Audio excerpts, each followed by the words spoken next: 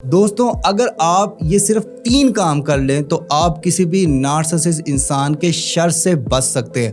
मैं हूं हारून इकराम, relationship and mental wellness coach. पहला पॉइंट, खुश रहें, आबाद रहें, खुद मुख्तार रहें, कभी भी नार्सिसिस्ट इंसान के हाथ ना आए। अपनी ज़िंदगी का कंट्रोल अपने हाथ में दें, क्योंकि आप अपनी खुशियों के, अपने पीस के जिम्मेदार खुद है। सेकंड पॉइंट है, नार्सिसिस्ट इंसान कभी आपकी इज्जत नहीं करेगा।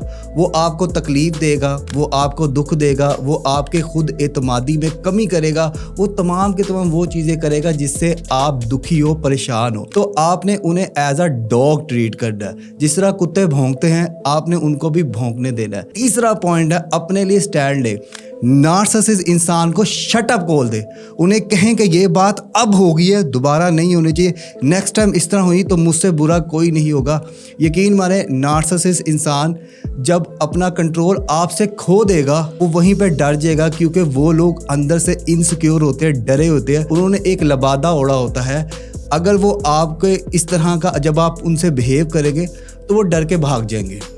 क्या आपकी ज़िंदगी में कोई नार्सिसिस्ट इंसान मौजूद है? कमेंट सेक्शन में मुझे उसका नाम बताएं।